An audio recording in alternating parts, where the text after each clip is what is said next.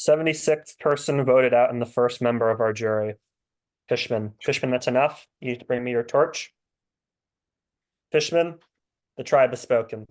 It's time for you to podcast. Welcome to the Two Fish at the Table Poker Podcast, where we're going to be reviewing two different movies this time around. That's right, two different movies, Finder's Fee and Lucky You, as well as giving you some updates about our performance in the Mind Sport Olympiad, the first few events. I'm one of your hosts, East Coast Samuel. And I'm Legend of Ben 1 on Poker Stars. That's right. So we are about 1/3 into the 2024 Mind Sport Olympiad. And that kind of organically will lead us into discussing those two movies you just mentioned. It's been, I came into this Mind Sport Olympiad with some expectations of hoping to do pretty well. Obviously with work and just life in general, there were a few events I knew in advance I wouldn't be able to enter into due to timing. But again, the scoring this year is your top 5 performances collectively add up to your overall score. So as long as you do okay in 5 events, really it's okay if you don't play every single event. And so right off the bat here, getting into it here, the first event this year was the 5-card draw event, 10-minute levels, 6-handed, 10K starting stack, 32 players ultimately were in this tournament.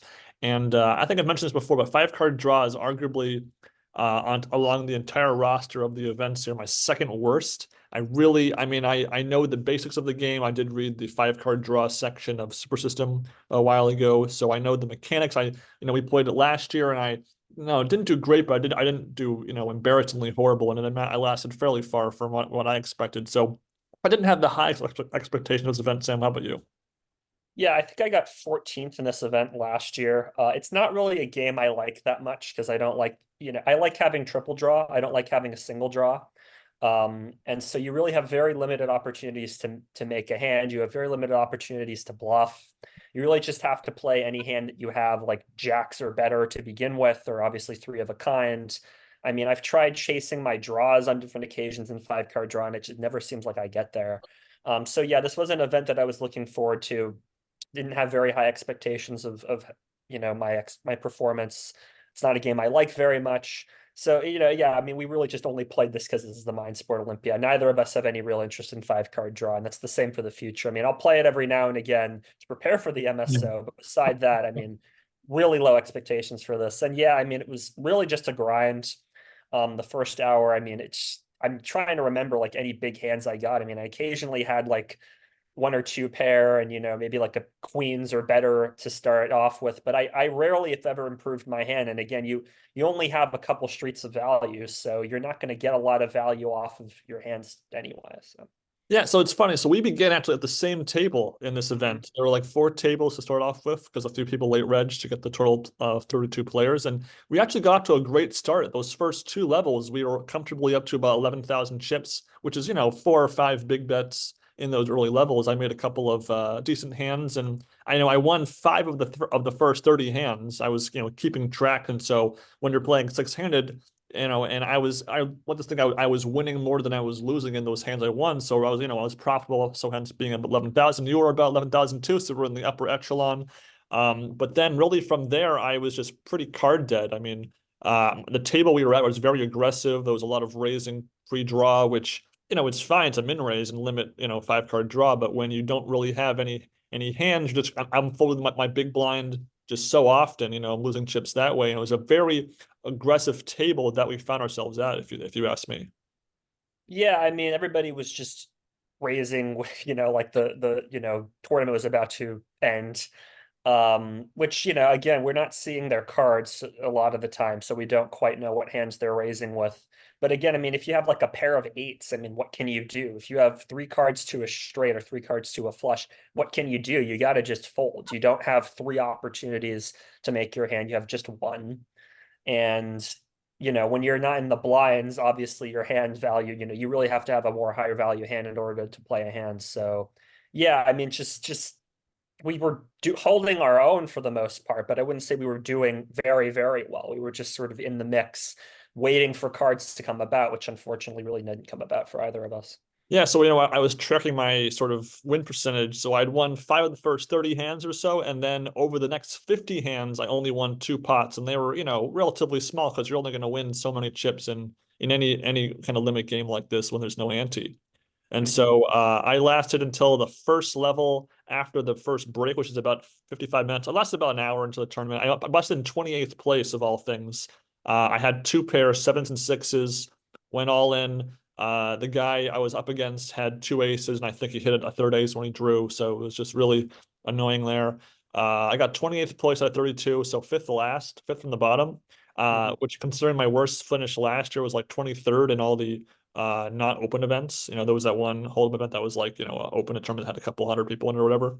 So it Hmm. was pretty much a letdown. I mean, you lasted about 20, 25 minutes longer than me, but that got you to only the 18th place of the final three tables, but nonetheless still below the high standard that you've set the last couple of years here. So, and again, with about 11 events on the roster, you can have one or two duds in there, and it's not really a big deal. That was my takeaway. I mean, it was annoying.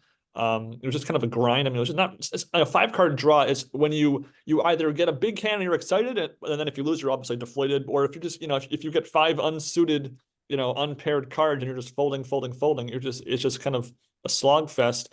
And again, it just wasn't really a fun event for me.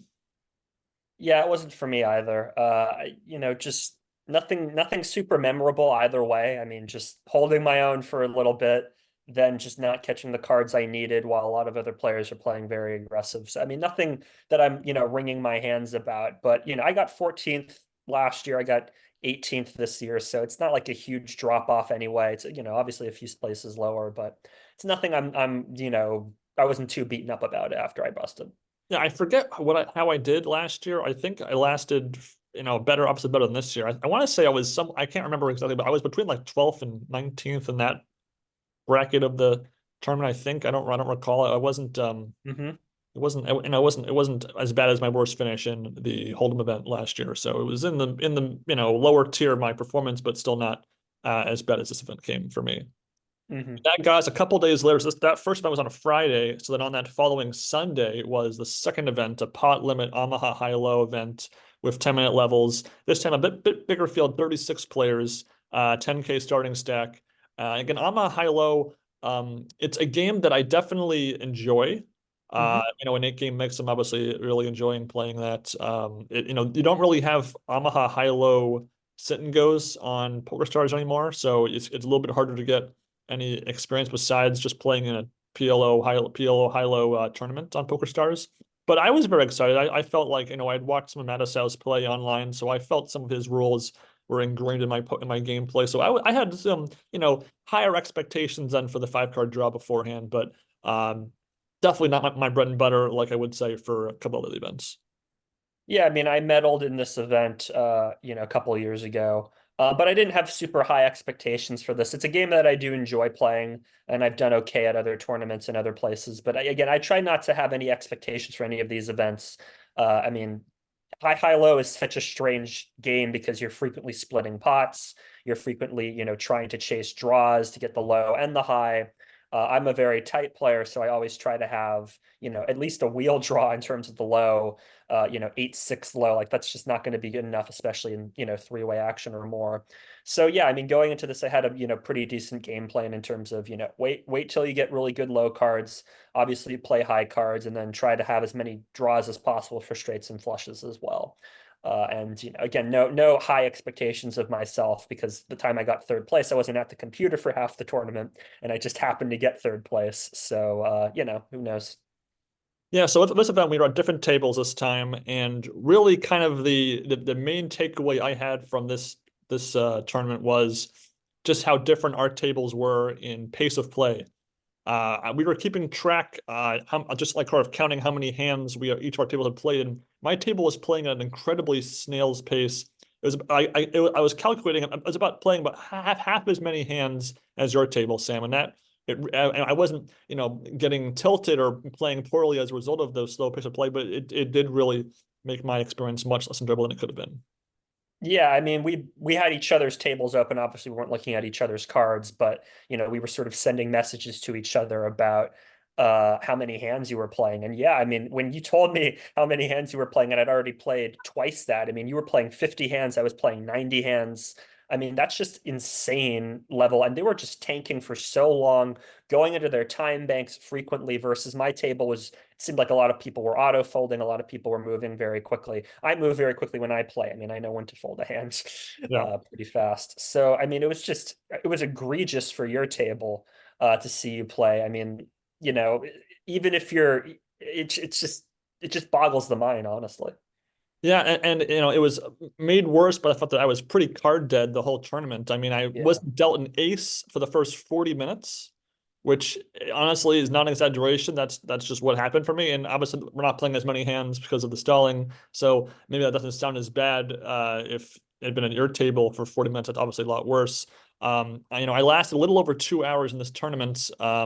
And you know, for the most part, I was just kind of folding my way, trying to find some spots there, but I just didn't really have any made hands, and I never made the nut high or nut low in any one hand at any point ever. So even when I'm winning pots, they're relatively small because you're not going to put in too much money if you're not you know, guaranteed to get, you know, most of, you know, one pot or quartering somebody. You know, there was at one point I had trip aces. I had like ace king 7-3 or something, and the flop came like ace 6. And so I have, you know, I have top trips, top kicker, and my opponent had the other ace, and he rivers full house. You know, and I don't, obviously I didn't turn a full house or anything, so I lost, you know, a good number of pots, a good number of chips from that hand.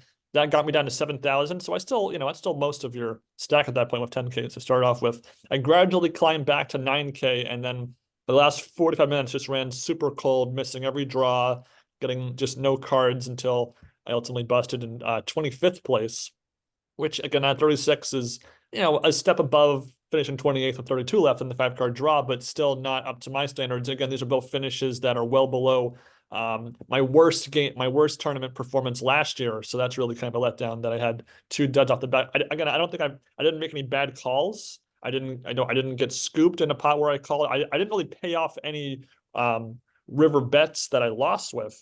And I just could never really make any big hands. And so as a result, that's why I ended up busting in 25th place. Yeah, I mean, I was able to scoop some pots as well as win some pots before showdown and all that. I mean, I was hanging in there. I was never a huge stack, never the chip leader or anything, but I was holding my own, and I managed to get all the way down to the final table. Before the final table, I managed to double up, and I think there were about 10 or so players left, and I was about sixth in chips or so. I, you know, won a big pot, managed to double up. You know, got a flush and just managed to hold on to it until the end and scoop the whole thing. But then once we got to the final table, we were eight-handed. You know, again, I'm on the shorter side of things. The action really just sort of slowed down. The bust out slowed down, and I eventually busted in eighth place. Really wasn't ever in contention for a medal. I really needed to, you know, win a big pot off the bat, you know, during the first level of being at the final table, and it just never really came my way. So I'm oh, you know, happy enough with my performance. Getting the final table is nice in the second event. You know, didn't feel I played too bad. I mean, I maybe could have played a couple of hands a bit differently, but I mean, there wasn't really much I could do during the last 30 minutes. I just really needed to double up at that spot, and I just couldn't catch the cards. And even then, if I doubled up, you know, sure, I could probably survive until, you know, we're 5 or 6 handed, but then I would have needed to make more plays then.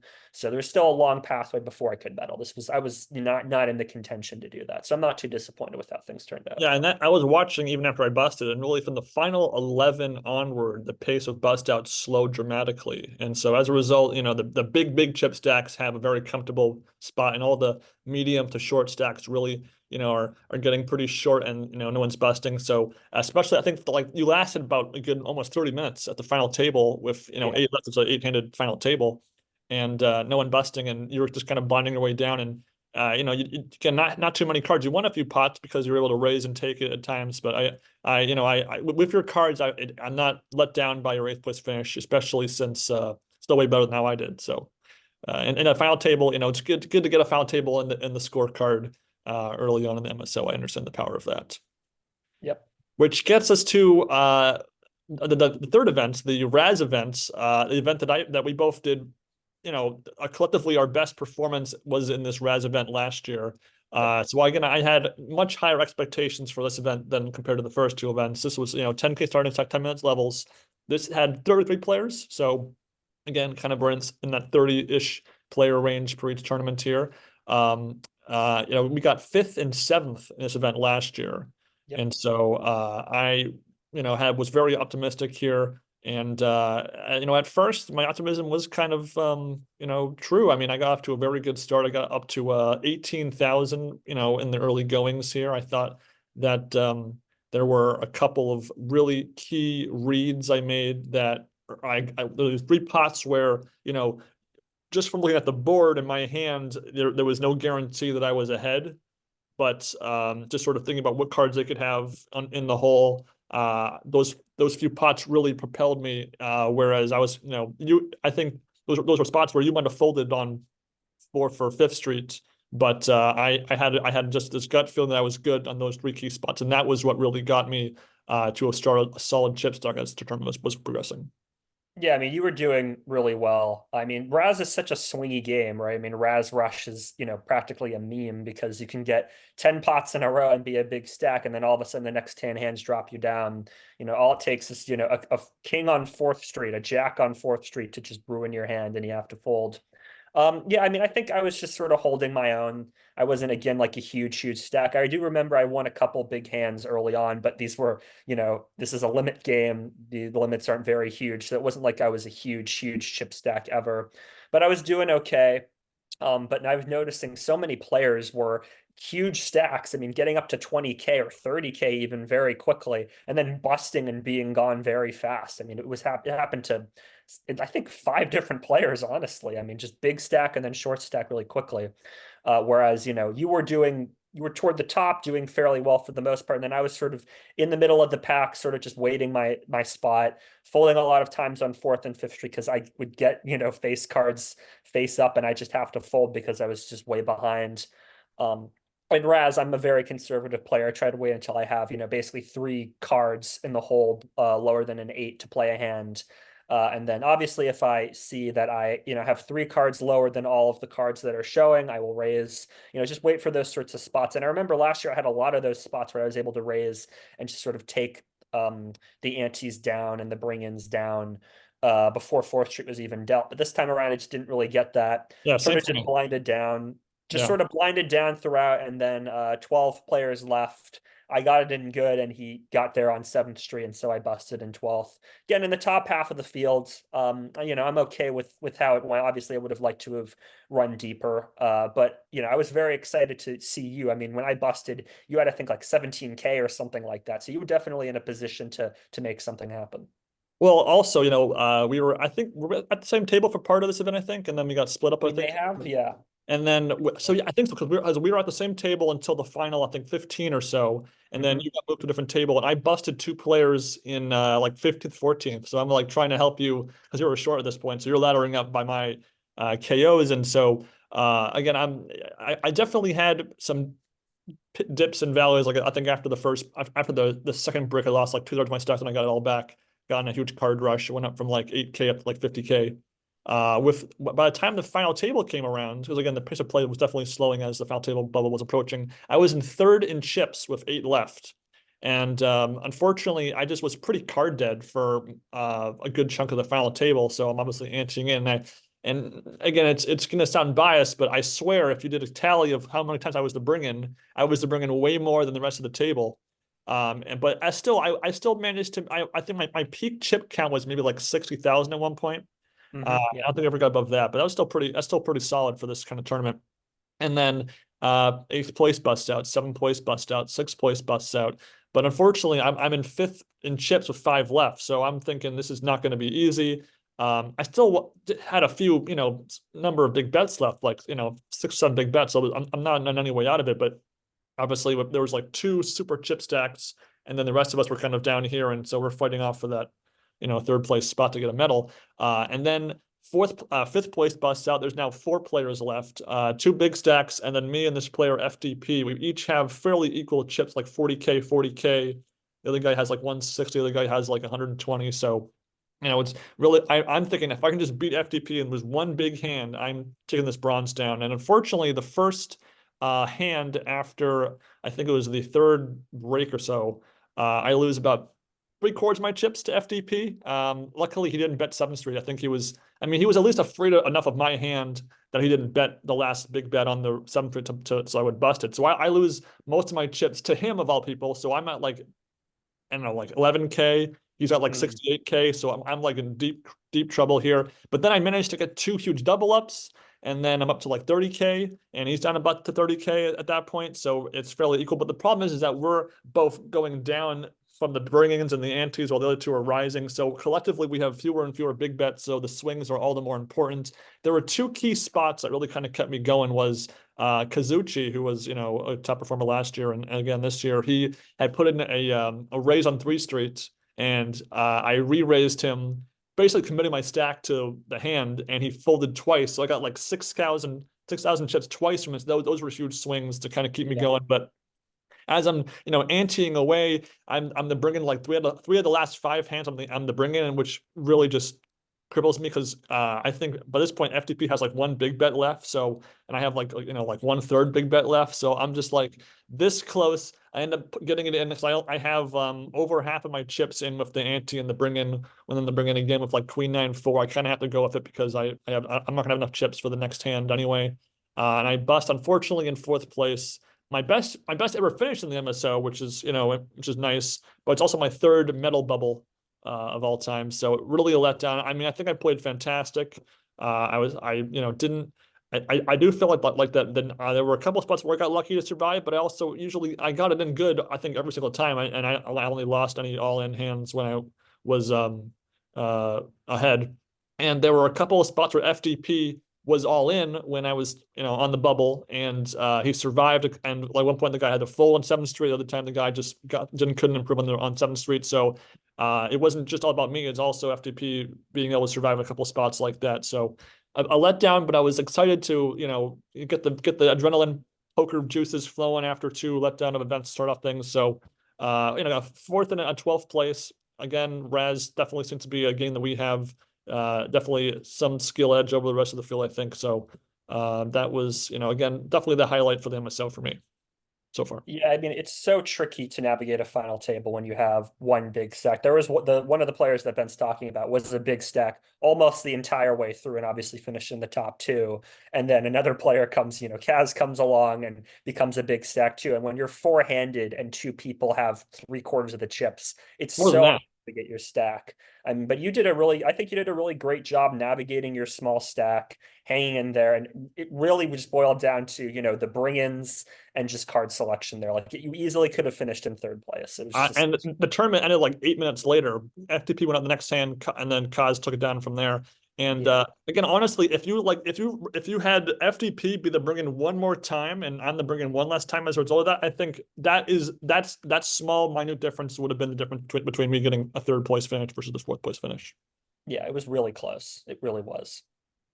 So again, after that exciting four-way into the final table, so we each have one final table. The score is tied here. The event this week was the Heads Up No Limit Omaha High event, 3K starting stack, 5-minute levels. Again, I got 5th place in both of the Heads Up championships last year, so soft medaling both those events obviously was frustrating. So again, I had expectations to do very well here. There were I want to say like 34 players in this event, I believe, right? And so there was always that small chance we get a 1st round bye or get an opponent who was sitting out. Didn't happen. Yep, didn't happen. I finally have ended my streak of 1st round buys. So yeah, I mean, for this tournament, I mean, I always love the heads up tournaments just because I think you're playing every single hand, you're one-on-one with somebody. You really get to see. I think, that's poker almost at its purest. It's just when you're heads up with somebody else. But I didn't again have really any high expectations. And honestly, I had a premonition. I just had a gut feeling like I'm losing in the 1st round. Like I just had that feeling that, I haven't played Omaha, no limit Omaha period, not Omaha high low. I haven't played no limit Omaha that much, so I just was not feeling very good going into this. And to start my heads up, I mean, I won the first couple of pots, but they were kind of small. It was back and forth, and then I just sort of slowly started going down. The person I was playing with, Yama, was a very aggressive player. And there were quite a few spots where I had bottom 2 pair on the board, but the board had straight and flush draws, and he was raising me and like 2x and 3x raising me, like big raises. And so I was folding. And I think I was just playing too passive. I mean, I really feel like I just screwed up, frankly. I think this is the worst performance from myself that I remember in the MSO over these several years I've been doing it. I think I should have just held onto my cards a little bit longer, but I mean, I don't know. I never found out what he had because we only went to showdown once before I busted, and I busted fairly quickly. Um, just eventually, just sort of being pushed down by Yama, being aggressive. He played me very well in terms of, again, knows that I'm a passive player, knows that I'm a tight player. So you just need to lean on me until I fall over, and that's exactly what he did. I went all in with a pair of queens, and he had two kings, so that was pretty much just lights out.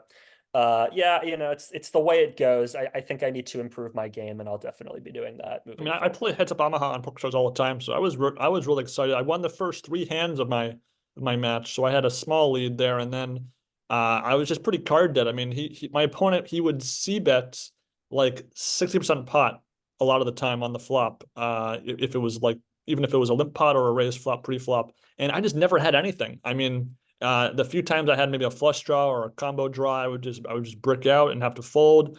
And even if he was bluffing in all the spots where I had to fold, I mean, I just didn't have anything to catch him with, so it wasn't even like I could really do anything. I got I just kind of blinded my way down after the first couple of levels. I mean, I just didn't. I only won a handful of hands really towards the end, and they were relatively small pots because he just never put any chips in. He didn't really call my bets too often, but I just wasn't betting that much, as I didn't have anything. So Hmm. I ended up getting it all in. I shoved. I was done. I not down to like seven big blinds, like 700 chips out of 3,000 to start off with. I had like a double suited low cards. He called me with aces, of course. He had aces in the big blind. I flop the world, so I'm 70% on the flop to win and maybe get some momentum, and then it just brick. So lost in 24th, beat out in 25th. So again, I've had three bottom, 24th or worse finishes. My worst one was 23rd last year. So definitely a dud. I was very annoyed after that event, more than the other couple, because I really wanted to do well. And I mean, the player I was up against is one of the higher ranked players, so it's annoying that I had to be up against him in the first place, and then I had to run bad against him. I don't think I was really outplayed really, because I just, when in Omaha the flop is almost everything, not always everything, but it's a big deal. And when you just, I didn't really flop anything major, didn't hit anything really. So I think if you swap our cards, I win that match easily. So I mean, that's just kind of, if you ask me, the story of that match. Yeah, I mean, I wasn't able to watch your action because I was focused on my table. But yeah, I mean, it's just kind of a shame that's the way it worked out for both of us. Yama managed to finish in fifth place, so he medal bubbled, I should say, not money Yeah. bubble. So clearly he's a pretty good player. It just didn't work out for us. We got, we had difficult players to go against, and then just neither of us got the cards we needed. And again, in my opinion, I just blew it. I also just sucked. I mean, Yeah, so I'm not saying bluffing is the wrong thing to do in these events too, but I didn't think I had a good like blockers to bluff with. It's like I have double suited spades, clubs, and the flops all hearts. I mean, it's like you can't even really reverse bluff that. I mean, it's just not really the kind of thing you can really work too much magic with. yeah, and there's no heads up hold'em, is there? Oh no, there is. Excuse me, There never is, mind. So yeah, there there is is, heads up hold'em. That's on the 29th. I just saw that on the schedule. So yeah. I'll have another shot at the heads up event. I expect to do better there because I'm more familiar with hold'em than Omaha, but I'm gonna practice a little bit just so that I'm a little bit more less I'm a little less rusty than because I was clearly rusty going into this. Yeah. And then because our day ultimately finished, pretty early with that event, we decided that same day, this was back on Saturday, this past Saturday, just to go watch some poker films because I had gotten some Amazon orders in. This is one of the films here, Finder's Fee, a Jeff Probst film written and directed by Jeff Probst of Survivor fame. And we decided to kind of turn the rest of the afternoon into a double feature.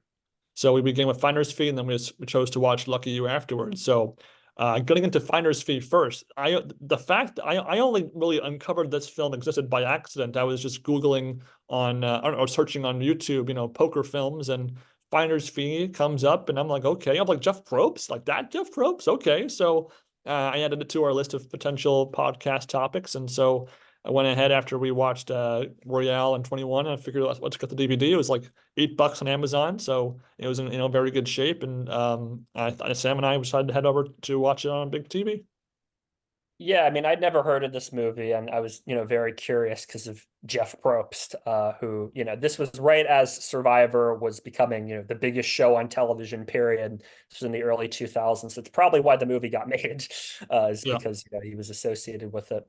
Um, yeah, I mean, it's an interesting movie. So, I mean, the basic premise, and we'll get into obviously more details, is there's a guy who finds a wallet on the street that contains a winning lottery ticket. But before he uncovers a lottery ticket, he calls the person who owns the wallet, and that person comes to his door, and the story goes from there. And there's a lot that I really do admire and like about this movie. But the term that sort of comes to mind when I think of it is that it just doesn't quite come together. There are a lot of elements that I think are interesting in principle, but not so much in practice. And then there are some elements that I just don't think work really at all. But there is like, this is a pretty, I'd even say like Jeff Probst took some risks here in terms of most of the film, nearly all of the film is set in one location. It's really about a few friends and what their interactions are like. A lot of amateur filmmakers, I think, would shy away from challenges like that. They have to have big explosions and car chases and things. Um, it's a human film that it's about this group of friends and what happens when they encounter this guy and his lottery ticket. But again, in terms of execution and some of the smaller elements, I don't quite think it works. So there are some things that do work. So it was funny. As we were watching this, I was really pretty down on the first, I want to say 20 minutes. And Hmm. then once the main thrust of the story kicks in, I was definitely hooked. I kind of compare this film to eating at a restaurant and you order a steak dinner and the steak is great, but everything around the steak is lackluster. But you enjoyed the steak, so you still enjoyed the dinner, but and you think that this could have been better if they had changed that for the meal, but at least the meat was good. So I'm not left, wanting something different for dinner or anything. Or I'm happy with what I was served. And so in my case, really let's go over the cast here. The cast here, surprisingly, star-studded by low direct to DVD movie standards. We have Eric Palladino is kind of as the lead. I didn't know about him before this movie. I can't name something else he's in. But then he's followed by James Earl Jones, Ryan Reynolds, Matthew Lillard, Robert Forster, and then this guy Dash Mahok, who I'm not familiar with, but they kind of form the main cast. And then there's a couple women that round off a couple mostly minor characters in the cast. But again, like you say, it's set in this apartment in the city. And there's a few shots of the streets outside and of the hallway once the door is open and stuff. But really, it's kind of like, I guess it's a TV show, it'd be kind of a bottle episode kind of movie. Hmm. Yeah, and I do I also like the way the apartment looks, the little mise en scène and the props around the apartment look kind of nice. Yeah, I mean, I kind of like minimalist films like this that are set in one location where all the characters are stuck in this room. Granted, the circumstances in which the characters are stuck in the room are a little silly. But yeah, I mean, it's really again, as I mentioned, uh, Tepper, the main character, discovers this lottery ticket in a wallet, and then his friends come over for a poker night. And then James Earl Jones is the owner of this wallet. He plays a guy named Avery Phillips. And he basically just stays in the apartment to play poker and darts and just kind of hang out with the guys. Um, and yeah, I mean, the circumstances for which they're all stuck in the apartment and they can't leave. I mean, first, obviously Tepper calls James Earl Jones over, says, "Hey, I found your wallet," then finds the lottery ticket. So he's trying to swap the lottery ticket out, then give the wallet over, and then kind of try to get him out of the apartment. But Avery just keeps lingering around. His other friends want to talk with him. They say, "Hey, why don't you stay and play darts with us? Why don't you play poker?" And I kind of like those elements. It felt kind of, natural. Like here's this guy and you don't want to be rude to him. So you say like, "Hey, we're playing darts. Why don't you throw a dart before you go? It's raining outside. Why don't you wait? Call your wife. Your wife can come and pick you up. And while, you're waiting for her, you can stay here." That felt real and that felt natural to me. But then there's this weird element of some criminal or something is in the building, so they lock the building down. So now Avery can't leave even if he wants to.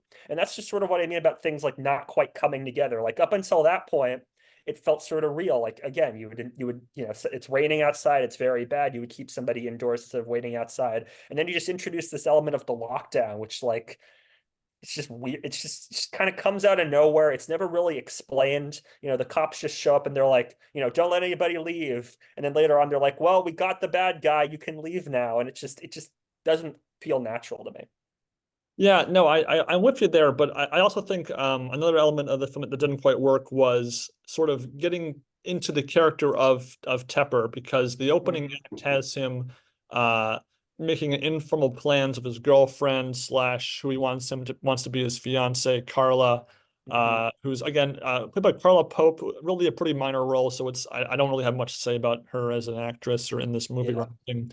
And the idea is he's going to propose to her, but he just, I guess his character has an issue with saying the words "I love you." So when he's like saying goodbye to her on through the window, he says "elephant juice," so that the his lips movement looks like he's saying it. Even though you figure if she's out of sight, out of hearing, it wouldn't even matter if you said it or not. I'm not sure what the anxiety over that would be.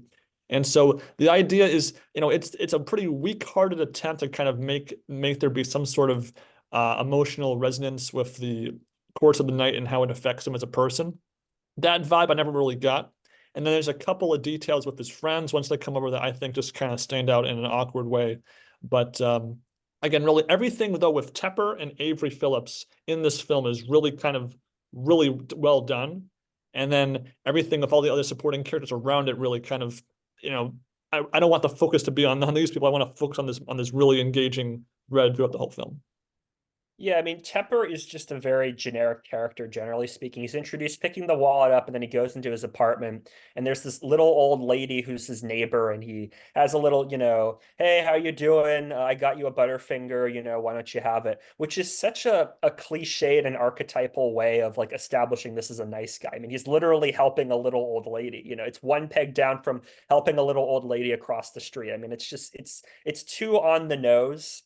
And I like, okay, he discovers the lottery ticket and then it's, his corruption. And so for the rest of this movie, he's slowly and steadily getting more corrupted. But you're starting off in like the most archetypal and cliched place that it just kind of leaves the rest of the journey just by default not quite as effective as it could have been. Um, and yeah, I mean, the relationship between him and Carla, I mean, we have one sort of scene at the beginning where they're, kind of bantering with each other. But there's nothing that feels especially romantic about it. Listen, like I don't really understand like how long they've been together. What is their relationship like? It feels more like they're friends or they're roommates than it does like they're romantic partners. And she does appear later in the film, and very sort of awkward scene, like she's waiting outside to be buzzed in. We'll talk about the circumstances of behind the scene later. But like, she's like, hey, let me in. It's raining outside. And then Tepper doesn't buzz her in. And then she's like, you never were willing to commit to me, so I'm just gonna leave. And she like walks away. And like the actress does a decent job delivering the lines. I don't, not like Oscar worthy, but she does okay delivering the lines. But it's just like it just doesn't feel earned because again, you don't understand what their relationship is, how long have they been together, what do they have in common with each other. Like it's a very quick scene too. It's like not even a minute long. She just leaves. And there's no real resolution about it. Tepper calls her back at the end of the movie and says, I love you. So there's that, I guess, but are they going to get back together? Is this like a permanent rift in their relationship? It's just not well established. Yeah, I think that maybe to sell that part of the story better, I think there need to be a scene where he's at the apartment, character establishing moments, goes outside, finds the wallet, comes back, and then we pick up from where the movie actually takes place. I think that just having one more scene at the start there might have at least justified some more of those attempts at emotion later in the film. Yeah. Uh, but again, I can sort of brush away those asides, if only because once after James Earl Jones as Avery Phillips arrives to the apartment, that's where this film really takes off. Because in between Carla leaving the apartment and James Earl Jones showing up, we his friends one after another arrive to the apartment, and again, what probably for me the biggest annoyance of this film is Matthew Lillard's performance. He plays a character named Fishman. Hmm. And he's just, I feel like he's just kind of overacting, really trying to, just be too loud, too annoying, and trying to be that sort of jerk, annoying, like, you know, macho, just listen to me and look at me, I'm acting sort of performance for me when in those first early scenes once he wraps to Deborah's place. Yeah, it's one note over and over again. He's clearly supposed to be the annoying friend. And, we all have somebody in our friend group who's, likes to riff on the other friends and all that. But you can have serious conversations with those friends. They do more besides just make fun of you. And there's a couple moments where Matthew Lillard does, rein it in. There's a little bit more of a serious moment. And he's not riffing off of or being mean to Avery. So at least there's that. But like it's just one note over it. I feel like he says like 10 times in this movie, let's play cards already. Let's play poker. What are you doing waiting around? Um, there's some element that he like owes money to bookies or something, and he's spending money on bets. So he needs to, I guess, play this game in order to make money or whatever. But it's just one note over and over again. It does get very annoying. I mean, if they had just cut out half of that and then added a couple other moments for Matthew Lillard, because he's a decent actor in other things, but it's just way too much here. And then the other two characters played by Ryan Reynolds and the other guy who didn't become famous. I mean, those two characters aren't, Ryan Reynolds is sort of the quiet guy who Fishman seems to pick on a little bit more than the other guys. And then the fourth friend is just sort of this like generic kids counselor, nice guy. We Well, don't really learn much I about want to him. stop you there because you say nice guy, and the second half of the film definitely tries to emphasize that. But he kind of felt like he fell into the same sort of like frat boy, Matthew Lillard light sort of guy at first. And then Mhm. later he got his sort of his moment to shine is when he talks about going to a sperm bank for like his wife's like, their inability to have a baby. And it just felt completely out of place there, as if they had to justify him appearing in this film. So we're going to give this one monologue to sort of shine. And that character didn't ring true for me at all. And he actually, because he's kind of deemed the nice guy, when I thought maybe Ryan Reynolds' character would be the nice guy at first when they were first coming into the apartment, he gets sort of dismissed from the apartment before the emotional and physical climax of the film takes place. So I don't know, it was just an odd character how they chose to use him in the script. Yeah, I mean, nice guy in air quotes. I mean, he's a little bit more nicer to Avery than the other guys, I guess. Yeah, but I mean, they're all just kind of these four people just all just sort of feel under it. And there's a couple small little details here and there that are okay for sure, but for the most part, yeah, I mean, until James Earl Jones showed up, and I didn't expect him to be Avery and have the major part, so it was very nice to see him. I was, really not looking forward to this, and then he literally comes into the film and just steals the whole thing. Yes. And so again, so they're setting up to play poker. Tepper has the ticket in the little drawer in the kitchen where he usually still has his ticket so that he can keep it in that place where he always keeps it. And then once he sees obviously that the lottery ticket is a winner because his girlfriend had written down on a piece of paper what they were. And there's actually a pretty clunky scene where he's like comparing the three numbers to his note card to the ticket itself. He's like, it's like you could just instantly process it. Like it felt like it was trying to talk down to the audience by trying to emphasize, okay, now he knows he has the winner there. And we're told that the lottery prize is $6 million. And I'm not sure, but I don't think only a three-digit number would be a winner for $6 million, even for a $1.50 ticket. Because I feel like nowadays it's usually like six or seven numbers, right? Yeah. And it's more than $6 million. But you figure you could put in if you could buy unlimited tickets, you could have every permutation, and that'd be, I guess, 99 cubed. So that would be something like, I don't know, like 60, like that'd be like $100,000 to Hmm. every time, so like $150,000 to buy every number out, and then you'd win $6 million. So I don't know if that would make sense, but I don't know. Yeah, 99 cubed would be close to a million. Oh, So excuse me. Okay, so it's six times your investment, or four and a half. yeah, I mean, obviously this is a low budget film, so they don't have the rights to use Powerball or any of the big lottery tickets. Yeah, I mean that's that whole sequence where he finds out that he's got this winning lottery ticket. The first thing that came into my mind is, you know, with this lottery ticket, like what are you going to do with it? Like you're going to try to hide it away, swap it out or whatever. Like how do you know that these numbers aren't random? Like many people choose numbers that mean something to them. It's their birthday, it's the day that they met their wife, something like that. So as he's like, oh man, I have this winning lottery ticket. I better, hide it in my drawer and swap it out with the ticket I already bought. I just was saying to myself over and over again, you know, he probably plays those numbers for a reason. 10, 23, 91 aren't three random numbers. So that's just like what I was thinking for myself. And we'll see if I was right about that later on. And another thing as well is like the scene was just, I think, too drawn out. Like you mentioned, the whole like, matching the, pencil thing, and just like the guy who plays Tepper, I mean, in the same way that Matthew Lillard kind of just does one note over and over again, I feel like he does one note over and over again with his performance. And that's just where it's sort of that note begins to be played over and over again. It's just like, oh man, I better hide this ticket. Where should I put it? Just sort of this like oddly over the top subtle performance is how I would describe it. Like it's not like, he's screaming at the top of his lungs, but just like how he's framed in the shot and the way his face looks and the way like it's the same notes, the same beats over and over again as he's trying to hide this ticket and figure out what to do with it.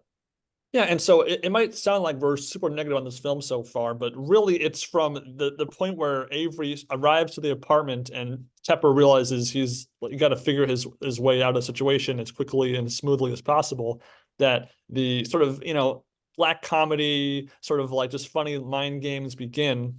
And the only real attempt at sort of imagery or like subtle thematical themes in this film is when Tepper cuts his thumb on trying to open a bottle of wine, and so his thumb is bleeding literally the whole film, and he's getting blood on the lottery card, on his like dish towel and stuff, and blood's getting everywhere. And I guess you can kind of view that as sort of having blood in your hands, if you a little bit of a cliche line there, but there's that, so that's going on in the background thematically, I guess, in the everything. And then there is just sort of this sort of like comedy drama of can Tepper covertly and smoothly get Avery out the door so that he can just move on with his life and win the $6 million. And again, all these sort of organic, realistic-ish moments of why he's not leaving or why things are being drawn out a little bit longer. And then the building gets shut down, and as a result, the cops are going up to each apartment saying, stay in your building. We're gonna lock things down until we're out of here. And that's when Robert Forster's character comes into the mix. Yeah, before we move to Robert Forster, I mean, James Earl Jones is a terrific actor. I've loved him in a lot of other stuff, and he really is the best actor by far in this movie, and may have given the best performance that we've reviewed thus far on the podcast, because he just like the way that he uses, I mean, he has that incredible voice, just has also like a great screen presence, and he comes off very believably as, here's this nice, salt of the earth guy who's coming by to pick up his wallet, and he hasn't had, a boys' night out in a while, so he kind of wants to, stay behind and, play darts and play some poker and all that. But there's also just like something that's just a little bit off about him, and there's just like little subtleties and just like sort of the way he looks at people and the way he says lines, asks to use the phone to call his wife, is sort of looking through drawers to write a pencil down, and of course the drawer that the lottery ticket's in, so Tepper has to redirect him away. Just like little subtleties in James Earl Jones's performance that just rub you the wrong way. And then Robert Forster shows up, and he's this police officer, and James Earl Jones just runs to the bathroom, just sort of very awkwardly, just like, oh, I'm just going to go to the bathroom. And so Robert Forster comes in and essentially says, we're looking for this bad guy. Do you know of anybody? And so Tepper points Robert Forster to the bathroom where James Earl Jones is. And when I was watching this, I'm like, really? James Earl Jones is going to be playing this criminal or something? He opens the door and there's James Earl Jones, and he just says, hey, I've got some parking tickets, so don't arrest me for them. And Robert Forster just essentially goes, all right, I'll leave you alone. And Robert Forster is also just a great actor. He just plays this like, I'm so done with this shit, police officer. I just want to go home and be with my family. I have to go and deal with you clowns and all this stuff. It's a really interesting scene to watch. Absolutely. Forster, we know from his brief spot on Tilt. And obviously we mentioned, his role in Better Call Saul, Breaking Bad, Heroes. So again, I'm just a fan of him in general whenever I see him in any piece of work. And again, the bathroom cop arriving, it's another sort of like false hope for Tepper that maybe you can just kind of get Avery out of the picture entirely. And regarding James Earl Jones' performance, he is so believable. He's got a limp. He's walking up the stairs to the apartment. He's wearing a hat, a jacket. He's just kind of your average, aging middle-aged American trying to find his way. He's so many films have the kind stranger at the door turned out to be someone sinister later on, and how they sort of handle his character is done very believably and very and structured well, where the tipping point in the entire narrative of Tepper trying to keep the truth from Avery is Avery has not looked in his wallet and seen the fake ticket. It's not until he sees the ticket in the drawer that Tepper kept it in that the switch gets flipped. And that's sort of where the sort of Death Note style mind games really begin. One of my favorite sort of things in any sort of media. And but even then, his the ambiguity of, does he know yet? Does he quite know? Is even though we kind of know he'll eventually figure it out, it's played totally believably ambiguous. Yeah, and again, nothing too over the top. It's just little ways that he says lines, little just sort of looks of his eyes. And in the midst of all this, you just have these three friends. And also, one of the things I do like is just kind of like how the three of them sort of responded to Avery, that they're not, obviously they don't know what Tepper knows and that Tepper has this lottery ticket. But like they feel believable in terms of like, yeah, here's this guy at this door and he needs to stay in this apartment because, we're on lockdown and there's a criminal outside. So, we'll banter with him and we'll be polite with him. And like I said, one of the things I like about Fishman's character is while he's ripping on his other three friends, he's not ripping on Avery. He's calling him big man. He's a little bit more complimentary and softer to him.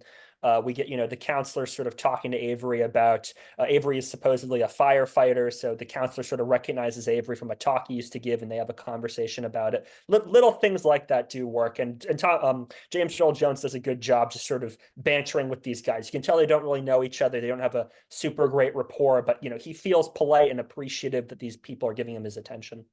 Yeah, and there's the best part of him ultimately seeing the ticket is that it's not like a shot of his eyes, like looking down at the drawer or anything. It sort of happens and it's like in one shot where you could reasonably think that he didn't see it versus seeing it, but it's not made 100, like totally clear to the audience, so that when we hear the line kind of front pocket when they're anteing up for the last man standing poker game where they play 5 card draw of all games, and then whoever has the worst hand is out, and then the last one standing takes all of the tickets that none of them were supposed to have known the winning numbers for that night, so that all the ambiguity, that's when the shoe drops. And Tepper is basically forced into playing into this game and just hoping that somehow he wins the tickets by the end of the poker game. Yeah, we haven't really been speaking much about poker because up until this point in the story, the poker is just sort of used to get these guys in a room. They're going to play a poker game together.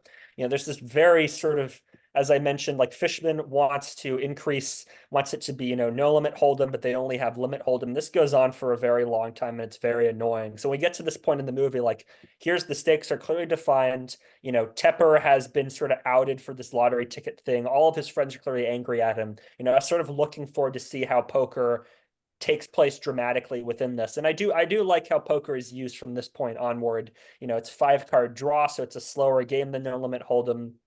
We know that it's all or nothing stakes pretty much. And there's also this other rule that they add that if you leave the table at any point during the game, you're automatically eliminated, no matter what the reasons are.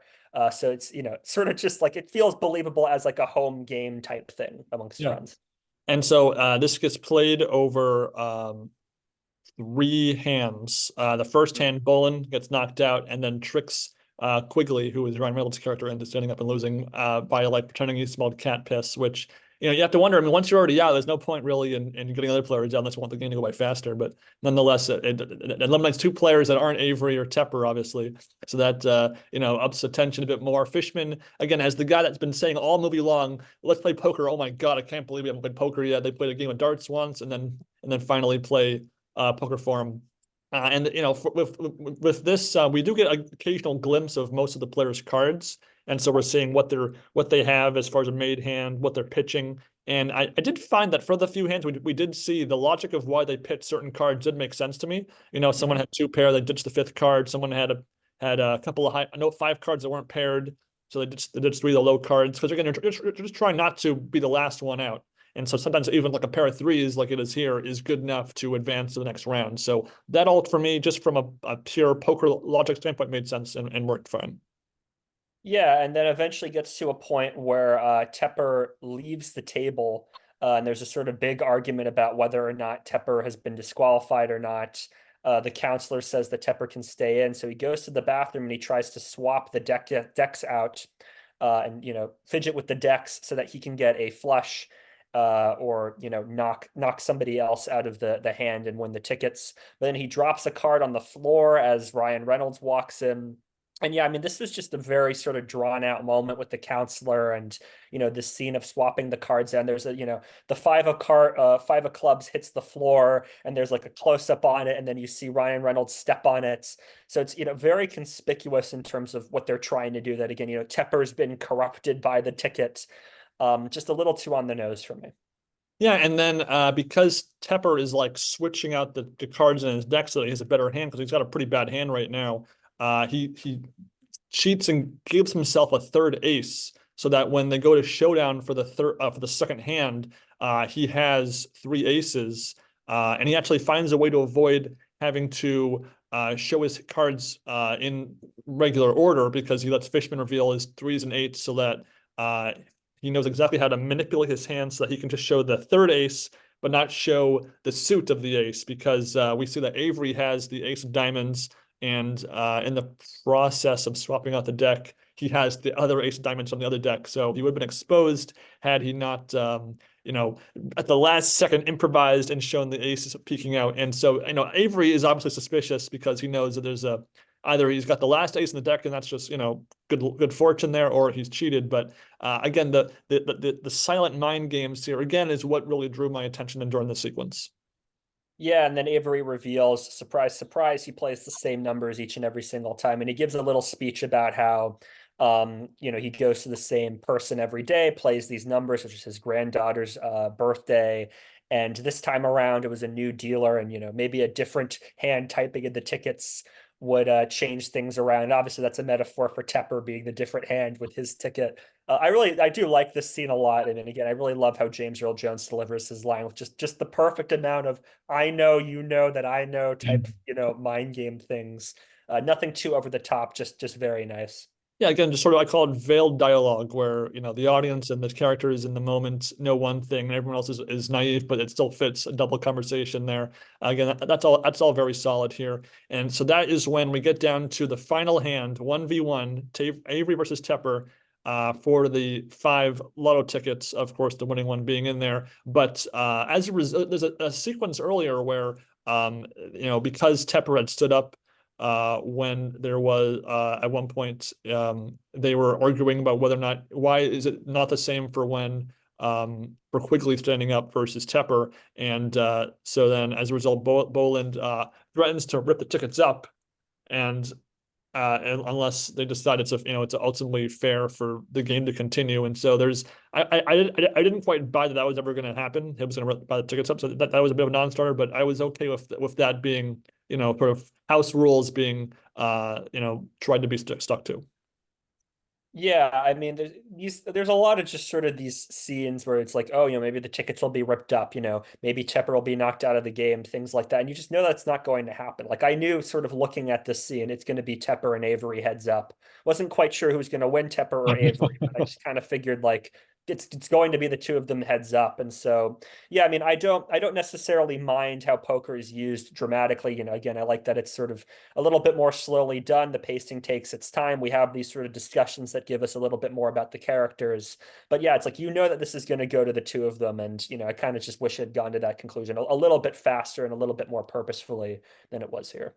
Yeah, but I'll say this is that I guess if you were going to divide this film into fifths, I would say the first fifth weak, second fifth very good, third fifth a bit weaker. Sorry, hang on. No, 2 and 3 very good, 4 a bit weaker, 5 this is right where it's between Avery and Tepper onward. Is very surprising. I did not. So the last fifth is where it's kind of this scene is taking us from. Definitely caught me off guard because at this point we see both of their cards. And the first of all, Tepper makes a weak offer. Oh, why don't we just split the winnings? Why don't we just forget about this game and split it? And of course, it doesn't go down very strongly amongst the group.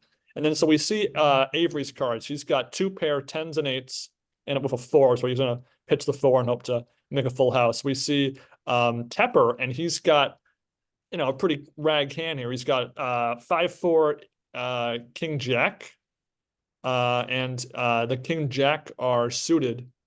So his plan was to pitch the 5-4-8 and keep the King Jack and go from there. But in this hand, Quigley is the dealer, and all of a sudden, we see they pitch their card. We see their cards. Avery doesn't improve, obviously, and we see that Tepper has the flush, but the fifth card he got is the five of clubs with a footprint on it, and that's where that's sort of those Chekhov's guns are kind of coming together, and multiple things are happening at once, and that's being that Quigley knows, and that Tepper's got the winning hand, and we don't know what that means. Yeah, and there's this right before the cards are shown and the cards are dealt. The old lady shows up and like starts talking, and uh, Quigley's talking to Tepper, and like everybody's talking at Tepper trying to get his attention. And so there's that sort of classic montage where there's like quick cutting amongst all of them, and like, oh my God, Tepper's gonna lose, and he sort of just like yells. Like only like a couple words, he just sort of yells. And this is treated as some like big moment, like everyone's like, Tepper just lost it. And so he like goes up to the old lady. He's like, oh, I'm so sorry. I'm so sorry that this happened. Will you forgive me? And it's like, you just kind of like raised your voice for 1 second. Like you didn't insult her, like, get out of here, you old person. And it's like, also like, why did she come to the door when the building's still on lockdown? I mean, it's just sort of like weird. Like, why would she come to the door at that moment? Like, it just felt like a very sort of contrived and unearned moment in the midst of this. I do like the fifth card being dealt. I like that moment of like, oh yeah, Ryan Reynolds knows. But just like before that, it just didn't quite work for me. And also, I was surprised that the old lady neighbor thought that his "would you put a fucking sock in it" was referring to her, because it's like four people talking at once. So she just assumes that he's referring to her.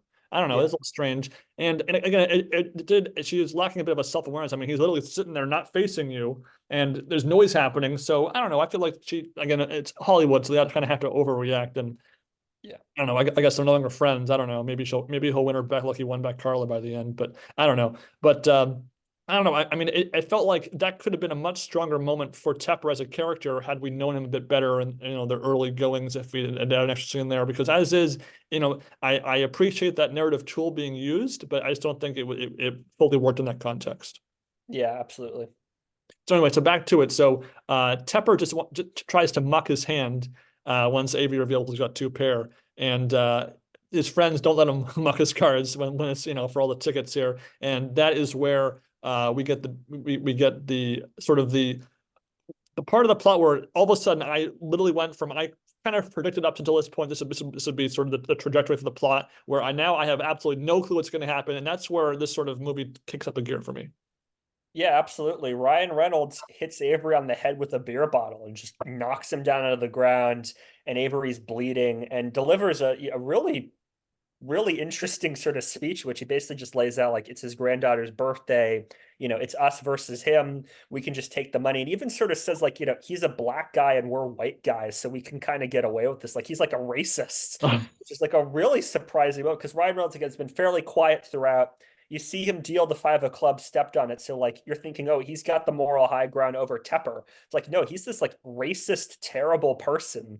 And that was like a very like, oh my God, like shocking moment for me seeing that. And Ryan Reynolds does a good job delivering that speech too. I mean, if you had told me, okay, what after Bolin leaves, there's four guys in the room now, someone's going to hit someone in the head of a bottle and blood's going to spill everywhere. I would not have guessed quickly would have been either part of that equation if you had given me five guesses. So Yeah. that caught me off guard. And all of a sudden it becomes frantic where they don't know how are they going to cover this up. Tepper is obviously conflicted. Fishman's conflicted. Fishman kind of becomes the angel of the group all of a sudden because he's not, he's not complicit in this master scheme of this night in any respect, and sort of to kind of give leverage back to away from Tepper as he tries to here give a towel to Avery to cover up the bleeding.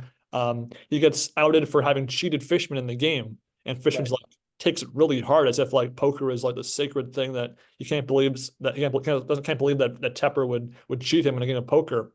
And that kind of all puts them a bit more on level moral ground after how the game had began.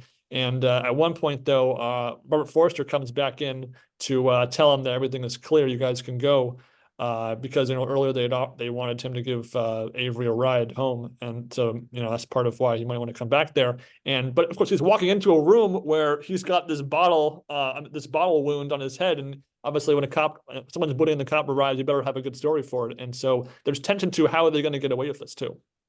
Yeah, and this in the midst of all this is when Carlos shows up and says, "You never took the initiative. I'm leaving you," which I mean, it's a believable reason for why he wouldn't go, buzz Carla in. But yeah, just the whole speech is just, very odd. But what I do like about this scene is, again, like Fishman sort of becomes the voice of reason sort of out of nowhere. Like, yeah, he's, a bit of an asshole to his friends, but he wouldn't hit somebody over the head with a bottle. So he actually proposes like, hey, we've all got dirt on each other. We've all know what's happened here. So why don't we just, split the money basically? Why don't we just take it three ways? And even Avery's like, you know what? Yeah, like I'll take $2 million. I don't want to get murdered, or 1.5 million Oh, four rather. ways, four ways. Yeah, four ways, excuse me. We'll split this four ways. We'll each take home 1.5 million. We'd all be set. And Avery's like, yeah, I'll take it. $1.5 million is more money than I'd ever expect to earn. And Tepper says no. Avery gets to keep it all. And that's when Robert Forster comes up. So it's Yes. like, when I was watching this scene, I'm like, okay, I guess they're gonna split it, finder's fee. They got a finder's fee for finding it. And then Robert Forster shows up, and I was like, oh my gosh. And then he just keeps going from there. And so it seems like, okay, Officer Forrester is going to come in. He's gonna take the ticket and help just to hold on to it for safe for Avery. And then everyone will just go home a little bit wiser after a cruise night. But no, Forrester actually pockets the ticket, implies that he'll lose the paperwork for it, and they're out of luck, and he's just going to walk away and take the whole thing. And I was like, wow, I don't think that's what's going to happen. But I commend them for trying to put in that false flag in there. And then as Fishman leaves, he's like, whatever, oh my God. And then before Avery gets up to leave, Tepper reveals that he actually had the ticket the whole time and had given him one of the fake ones, or not one of the losing ones, so that Avery can in fact take his money home. And as it's his, and Tepper realizes he did wrong, and they sort of have this. There's this great laugh that Avery does, James Earl Jones, and then Tepper kind of joins in. But I really like that sort of they came out of this crazy situation and they were able to laugh it off, and the laugh was very believable. Yeah, it was. I mean, it was a great moment. I mean, that's again when I saw Robert Forster take the ticket away, I'm like, okay, so I guess that's how the movie ends. Nobody gets the money. There's no finder's fee. And then to see that like Tepper actually had the ticket, that felt very satisfying, and that felt earned. Because again, Avery had done, nothing wrong the whole time. He was, yeah, maybe a little bit awkward, a little bit ominous here and there, but he done nothing wrong. He just had some parking tickets he had to clear up. So when he's leaving at the end, it's like, all right, that felt like a good emotional ending for the movie. Yeah, and so again, I know the credits are about to roll. We have to get the phone call from Tepper to Carla to make amends. She says, "I love you." Okay, everyone's happy. Oh, great. And then there's a knock at the door though, and I'm like, oh, maybe it's Carla. Maybe she's like holding a cell phone or something, and she's gonna be like, "I love you too," kiss.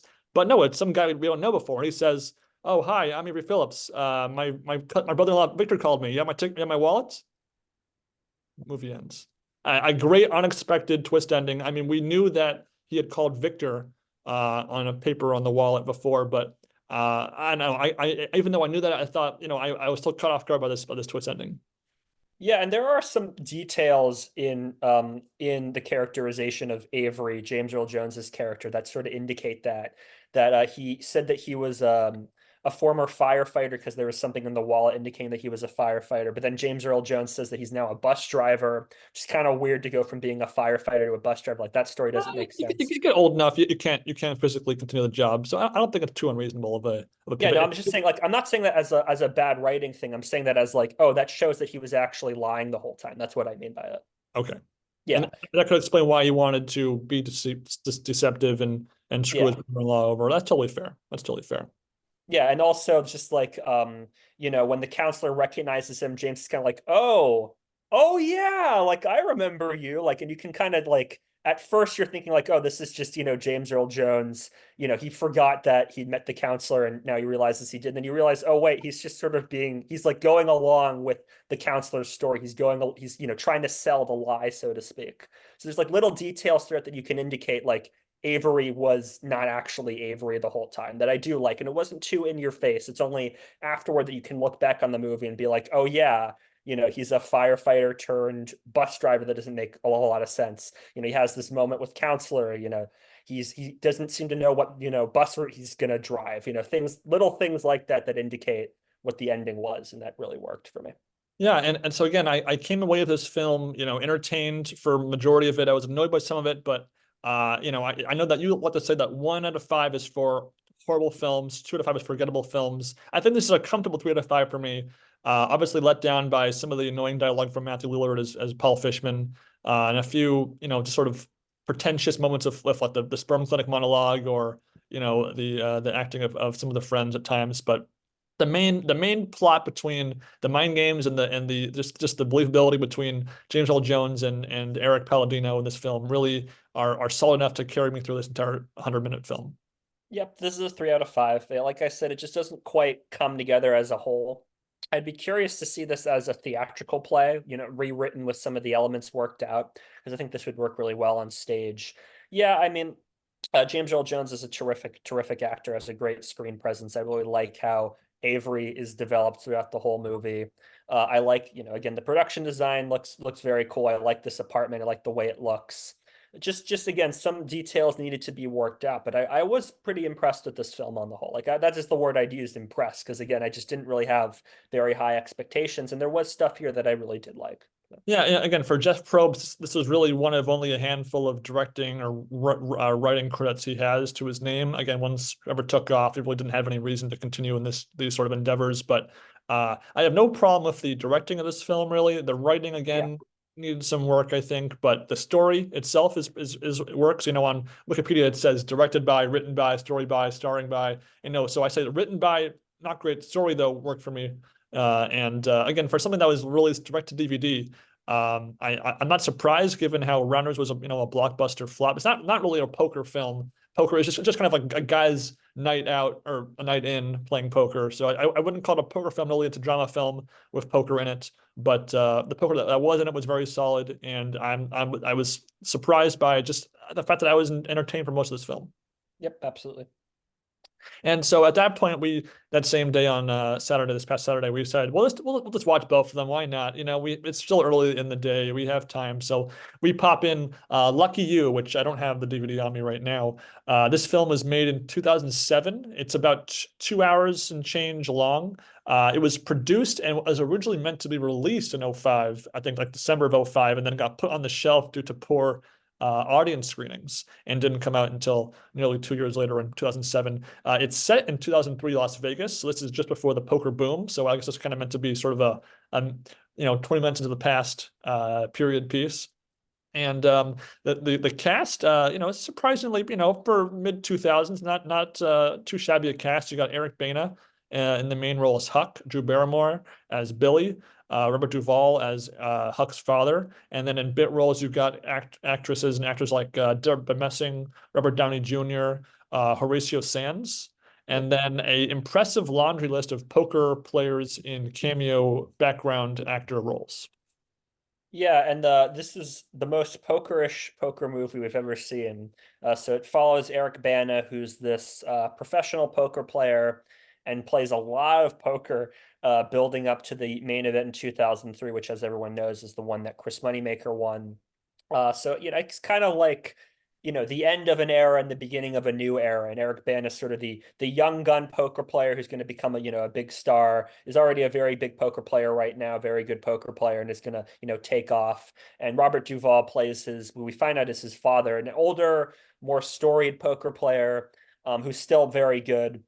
And then sort of in between these two poker players is Daniel Negreanu and Sammy Farha and all of these other, big names in the early and mid 2000s, to kind of just indicate, that these two people are, in this network of very accomplished poker players.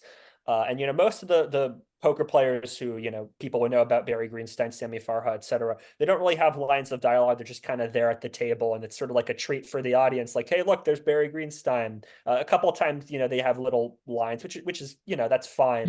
One player does. Just Sammy one. Farha gets it's a funny when his line actually takes place in the film. Actually, Sam Farha gets one line of dialogue, and then literally every other scene, you could have Negreanu literally sitting on Eric Bana's left and Robert Duvall on his right, and the two actors are talking to each other, and Negreanu just sits there and doesn't say a word.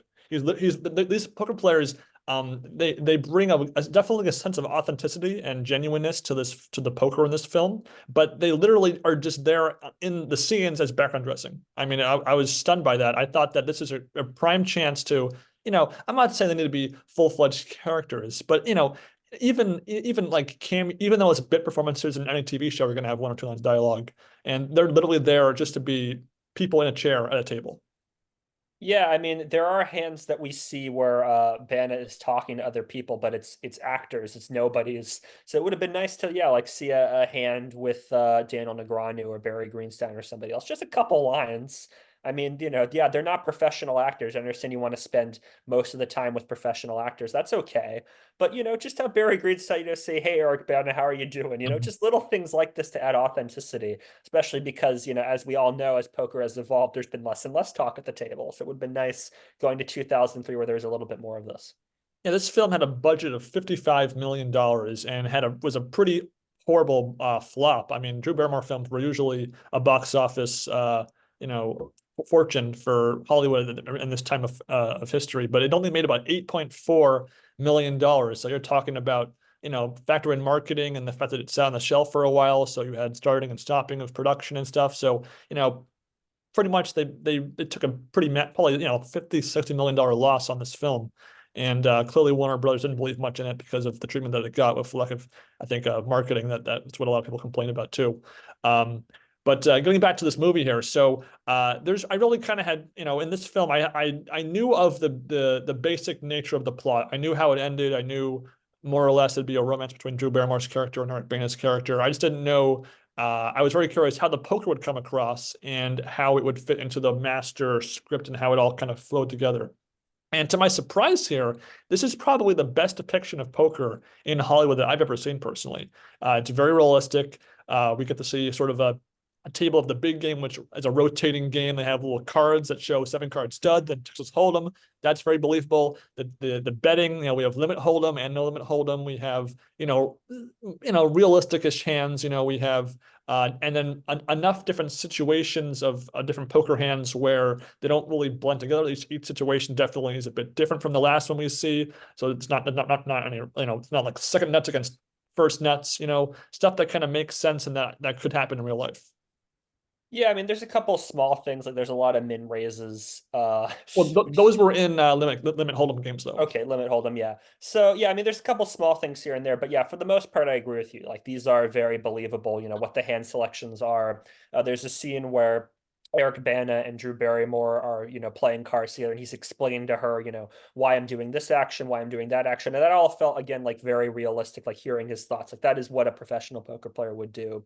Yeah, I mean, the poker is very realistic.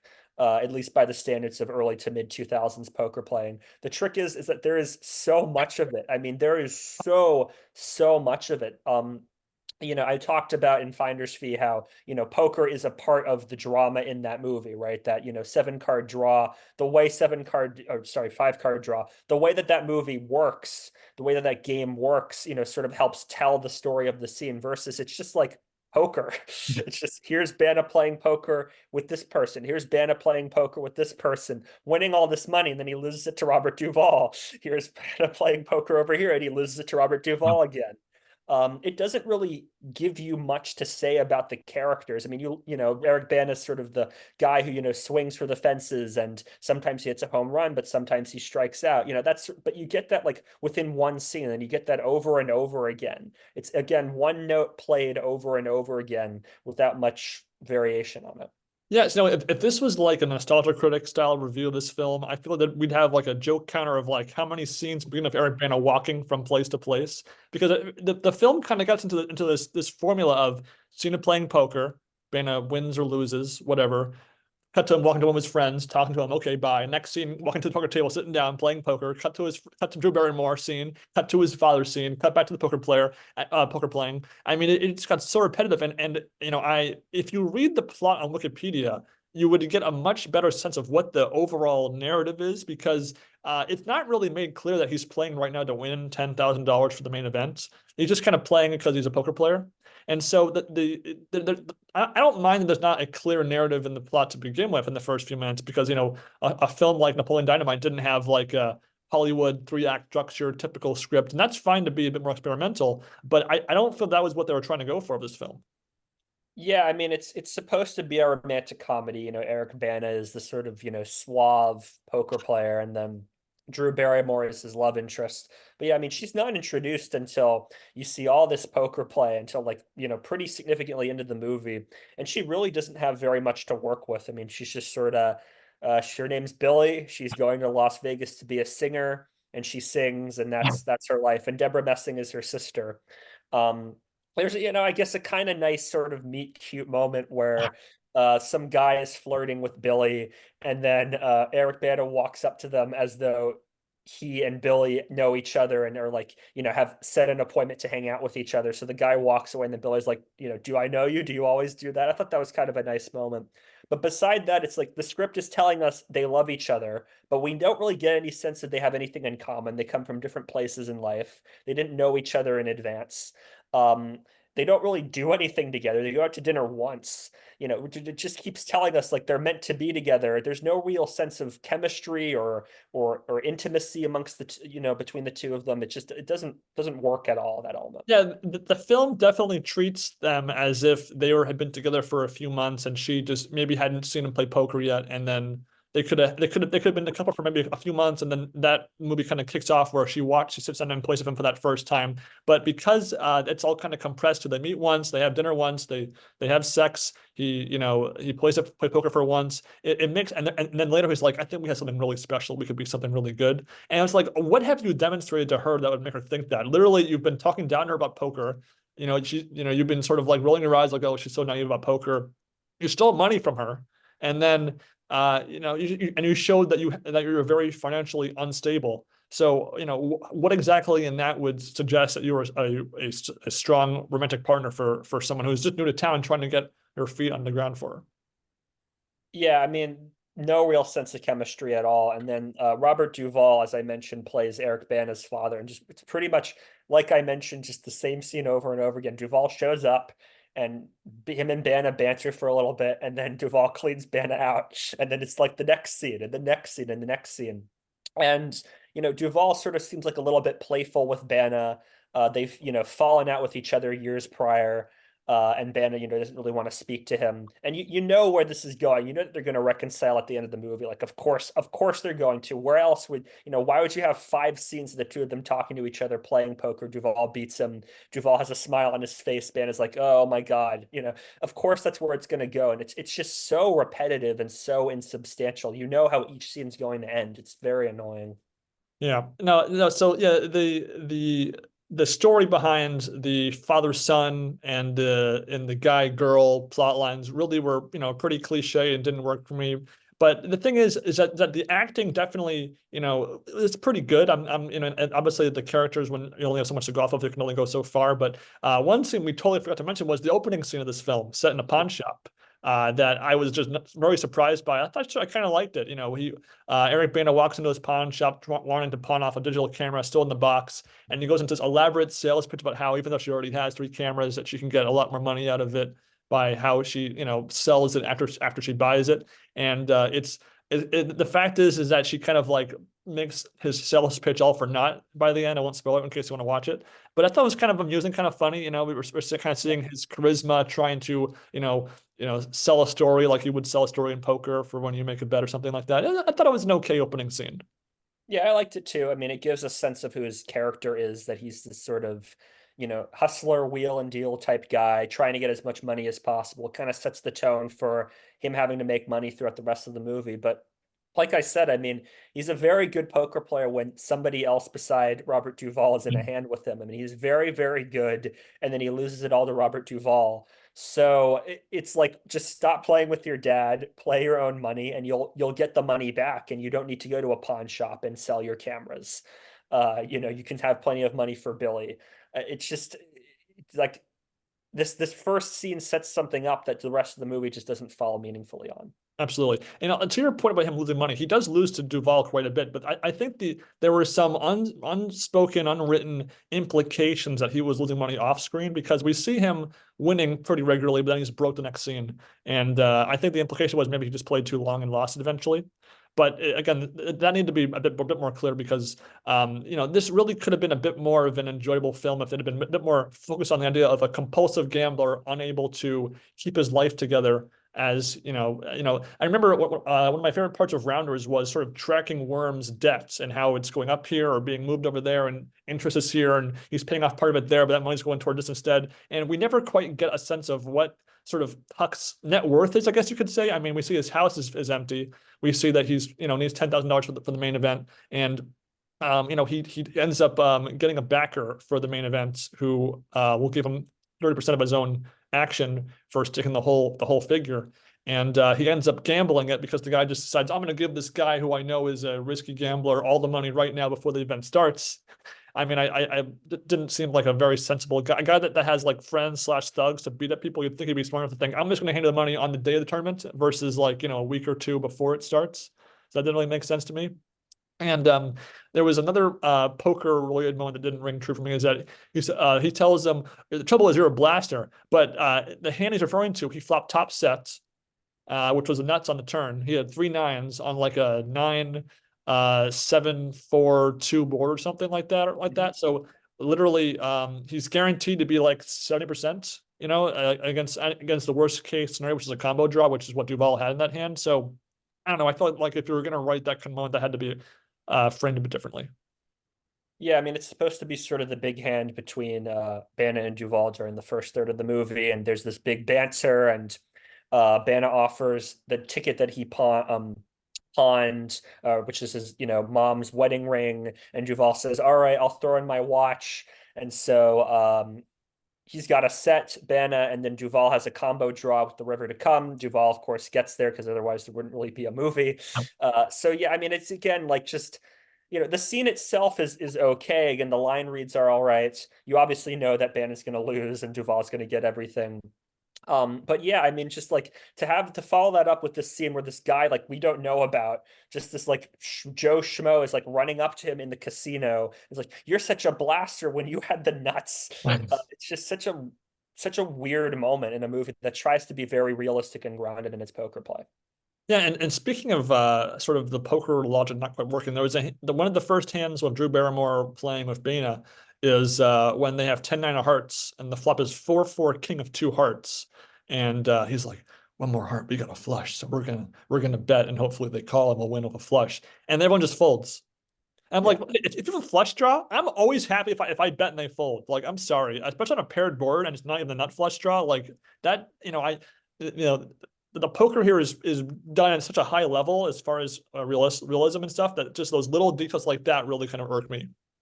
Yeah, I mean it's a semi bluff. Like it makes sense to semi bluff in that spot. Yeah, that was weird. In any case, so as the movie goes on, obviously the relationship starts to sort of develop, and even though it's in broad strokes and pretty fast paced, a couple details sprinkled throughout the film that kind of add more to the poker authenticity thing is sort of like little poker culture elements, side bets, prop bets, some like sort of historical analogs. So, for instance, there's a character in this film played by Mocha Joe from Curb Enthusiasm who's bet to live for 1 month in a casino bathroom, and that's based off of a real story. And even though it's kind of an odd part of the script, it's still kind of nice that they were trying to bring in something real into this moment to kind of make it all work into a into a film that is fiction essentially. Yeah, and I do kind of like that there are these sort of just like betting anything side characters, bet me $100 if I can make it to the other end of the room without touching the floor, bet me to do this, go run 5 miles and then play golf afterward. That all felt realistic. Like a lot of poker players do that. Yeah, and so speaking of the golf bet, so that's kind of the big action sequence of sorts, I guess, in this movie, where strapped for cash after losing the $11,200 to his dad in a game of I forget what it was called. I think it was called Guts, is what it's called in poker. He has to rely on this prop bet where he needs to run 5 miles and then shoot below par on an 18 holes of golf in under, I think it was like 4 hours, 5 hours, something like that. Yeah, and again, it's not particularly crazy of a bet, but considering the pacing and the repetitive nature of the film up to this point, at least things were moving on the screen and things were happening. So I guess I was mildly amused by how much of this prep they're actually, having for a montage. And then of course, Eric Bana loses the bet by a second because Billy wouldn't let him cheat with the stopwatch, and that's where they kind of have a big golf cart breakup scene, which is, I think it's the first time I think a breakup's been on a golf cart ever. Yeah, I mean, it's a kind of it was different, so it was kind of an interesting scene. By this point, I was really just kind of checked out on the movie. There'd been a very long scene between Bana and Duval in this diner where Billy and Bana are supposed to be having breakfast with each other, and then Duval shows up. Like, is there a GPS in Bana's shoes or something? And it just went on and on and on with Bana losing all the money to Duval again. And so, this prop bet comes around, it's, at least something different. And then Bana loses at the end. So it's like, again, he's out of money. It's just like, ugh, it was just boring. It But was, at it least was boring, different, but he and was plus, just, even before the game of guts, where he loses all the money like one stack at a time, there was this lengthy, not monologue, but sequence where Duval is explaining this hand he played a while ago, where he had a pair of aces and he's going over each player at the table's action like one by one. And I'm like, the detail of that hand breakdown is admirable. I mean, if you would watch the Doug Polk video, you might have had a similar level of analysis for it. But in a film, it just doesn't quite work. He's spending like 5 minutes going over this one hand he played for. And I feel like you could have had like a flashback of this happening, like he's explaining to him, and then you cut like an image of this happening for him. Maybe he's got a bad haircut in the flashback, something like that. I don't know. Make it a bit more visually stunning. Because as up to this point, I mean, there'd been so much poker hands shown, and very, very, the pacing of this film had really been slow. This was really kind of maybe the cherry on top of just how slow this film really was. yeah, I mean, there's no real story. It's just Bana plays poker. He needs money to make the main event. He has the money, then he loses the money, then he has the money, then he loses the money, then he has the money, then he loses the money, then he has the money again. Of course, there again would be no story if he doesn't have a seat to the main event. So, after this golf scene, he gets thrown into an empty pool and then goes to Deborah Messing, and Deborah Messing gives him some money or something, right? I don't know. Duval does. I don't know. I don't remember who he gets the money from, but anyway, he gets the money, and then it's on to the main event. It's just like it's so repetitive and just so simplistic, and there's just no sense of direction. It's like, is Bana learning something through all this? Like, I would be okay with all this poker stuff if like Bana was changing his play, if Duval was kind of mentoring him, or if Billy was giving him pointers. Oh, like I learned in my singing classes about this tell, and you can look in the players you're facing against for this tell. Something like that would indicate that he's learning and growing as a person through his relationship with Billy and other things, but there's just none of that.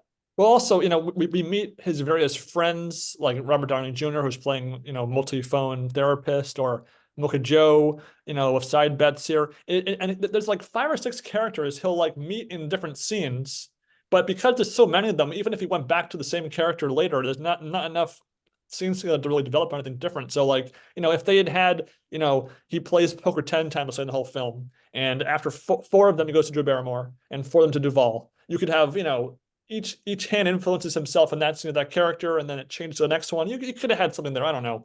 It just feels like so many of these scenes could have been deleted scenes in a better version of this film, maybe. Like it's a lengthy film as is, and it's again, I don't really keep track of how fast or how slow a film really is when I'm watching a film. In this case, this felt like top 3 slowest films I've ever watched in my entire life, and that's only 2/3 into the film. Because we come around to the main event. Although I almost forgot, we didn't mention there was a satellite tournament he plays in where the dealer forgets to burn the river for the river, so that the next card burn is the opponent's 2 outer, so he loses that money. Anyway, tangent stuff there. So right at the 2/3 mark of the film is when this main event happens. We see all the different cameo players now in the field. That's where Sam Farr gets this one line where he busted at some internet player who's referring to Moneymaker analog, ironically. And then all of a sudden the DVD freezes. Done. Up to that point, there had been a few freeze points here and there, and we were trying to fight through it, but DVD totally craps on us at this point. And I knew the ending was the final table comes around, the dad and Bana are in the final 3 against some other internet player, and Bana mucks the winning hand to his father, who loses on the river to the guy who's supposed to be Moneymaker. Okay, and they end up making up, and Drew Barrymore gets back together from okay, whatever. I was kind of hoping to watch the main event in the movie because I liked seeing that on tilt, so it would have been cool to compare and see how fake or real it would come across as. But nonetheless, we decided to cut our losses there, and we've gotten enough of the film by that point to ultimately judge the film as a whole, I think. Yeah, I would have stopped watching the film before this had happened if I wanted to watch it to the end for the podcast. That was about it. Yeah. Yeah, this is just a 2 out of 5 for me. I mean, there's really just nothing to, it's very boring, it's very repetitive, competently made in broad strokes. I mean, the performances aren't terrible. Drew Barrymore doesn't do a whole lot for me. But beside that, I think all the actors are fine. It's okay shot. It was shot in Vegas. Vegas looks very nice. The casinos look very good. The cards look real. The chips look real, all that. But it's just too repetitive and it's too insubstantial in terms of its character and plot arcs. Poker's real. That's nice, but it's a 2 out of 5. I don't need to watch anything from this film ever again. Yeah, if I could somehow find the last third of the film somewhere, maybe I'd just speed watch it just to sort of get it over with for completionist sake. But and luckily, by the point where the DVD froze, we had seen every player that plays a role or a cameo in the film, so it wasn't like we were robbed of seeing Bill Brunson or Jen Harmon at some point. So that at least we got through that part at least. But yeah, 2 out of 5. Just one of the slowest ones I've ever seen. I actually enjoyed some of the ideas behind some of the characters, like a side bet focused guy. Downey Jr. gets kind of an amusing scene to himself, but we only see him once, really. I think Duvall does a pretty good job at playing a role. They could have written his character a bit more mean, but he's actually a pretty, a bit of a spin on the character. He's not nearly as mean as, say, his role in Kicking and Screaming as Will Ferrell, or I guess maybe Robert Forster does in Tilt for that. So again, I'm happy that we finally got to check it off our to-do list for the podcast. But again, I can't recommend this film unless you are a diehard Eric Bana fan, I guess, or if you just want to watch really weird, really bad films. Yep, absolutely. And so ultimately, I was surprised. I would have guessed beforehand I would have liked Finders Fee less than Lucky You, but that's surprise is part of poker, I guess. So that's kind of cool. I was surprised that they delayed the film, even if the negative test screenings were, going down, because, 05 would have still been the poker boom era. So I think 2 years really, it wasn't going to make much difference for the reception of the film. Even I think they would have been better off keeping it released at the time they did. Yeah, I mean, it's a $55 million film, so they needed to gross, 100 million at a very minimum in order to turn a profit. Yeah, and Drew Barrymore was a big star back then.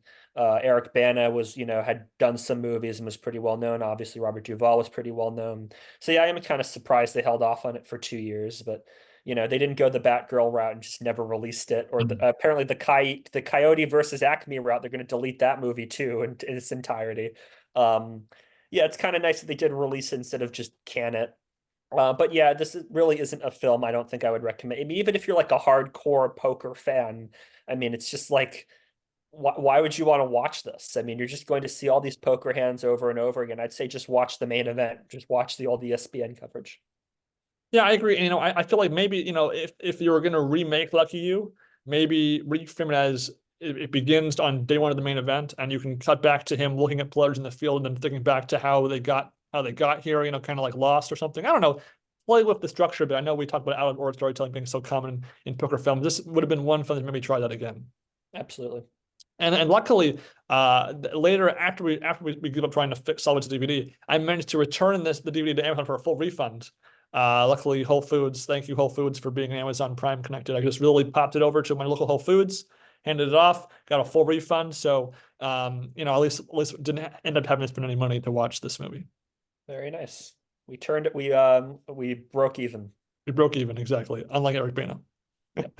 So on that note, guys, thank you for listening to our poker talks here. You definitely can hear back from us as the MSO continues. There's still about 2/3 of the events left to go. So even though we've had three of my three worst performances in MSO event of all ever, you really only have to do well in 5 events to really have a chance here. And I think there are 4 events that I won't miss from work. So I could, at least if I play perfect from the rest of the way onward, there's still hope, but I'll honestly compromise for only 1 medal. That's sort of my first benchmark to make. Yeah, same here. Badugi is the next game. That's tomorrow, February 15th. And then Omaha is on Sunday. That is straight up Omaha. So yeah, I mean, we'll see how that goes. I might play a little bit of Omaha before Sunday. Badugi, I do kind of like Badugi. I mean, I kind of just like the novelty of it. It's not a game I have a lot of experience in, but I'm keeping my expectations down. My goal is always finish in the top half of the field at a minimum, if not make the final table, if not medal. And yeah, I mean, I'm with you. Like, I don't feel like I'm going to finish in the top five this time around, but if I can get one or two medals here and there, that'd be nice. Yeah, I'm unfortunately going to be missing the event tomorrow in Badugi, which is good. I've really never played it before, so I feel like I would just be playing super ABC, not even ABC, AB, playing AB poker at that point. So, maybe I'll blind out and at least finish above 24th place to make it my second best of the year so far. But I will play the PLO event on Sunday and hope to do okay in there. And we do have a couple of informal plans for future interviewees later in the year. So we have not given up on continuing some great discussions with some great players in the poker world. There's a very strong chance I'll be playing in the tag team event this summer with Adam Grossack. That's a very real possibility. They haven't announced the total summer schedule yet, so until that's out, it's really kind of hard to make any definite plans. But we'll definitely keep you guys updated. And as always, guys, let us know if you have any poker movies, media, content, topics you want us to discuss. If you want to join us for an episode, we're always welcoming any feedback or guests. And again, I think also the Global Poker Awards are coming up soon. We might, take a bit reviewing those too. Why not? It's on Poker Go, might as well, right? So again, a lot more to come. This is often I always associate the winter with the poker slow season, but I think we'll find ways to keep things engaging throughout the year. Yep, and hopefully I'll be going to see Ben and Adam duke it out in Las Vegas, because I basically just said to myself that if you and Adam cashed and I wasn't there, I would feel so bad. I would never forgive myself for not being there if you cashed, let alone ran deep, made the final table and won the thing. I would like, oh my God, I never forgive myself. So yeah, I mean, if we do go to Vegas, we'll have content for that. We'll talk about that. And yeah, again, as Ben mentioned, any media whatsoever, we're happy to review. Books, we're happy to review, as well as movies and television shows. And if you're playing in the MSO, let us know. Feel free to say hi as we're going through the tournament, or if you want to talk about us on Discord or in the comments below, feel free. And anybody who wants to collaborate or participate in the show, if you have suggestions about things you want us to do, if you want to just come on the show and talk briefly about something that's on your mind, or if you want to do a full-fledged, full-length interview, which again is totally informal, we can ask you any questions you want, or if you want to have you have a topic that you want to discuss, we can come up with questions and ask you about that. Anything you want, we're happy to work with you. Just let us know and we'll get that happen. Yeah, and so until next time, guys, enjoy your poker, enjoy your TV, and enjoy your poker on TV. And let's hope you are not the last one voted off the island. Or the table. Or Bye, the guys. table.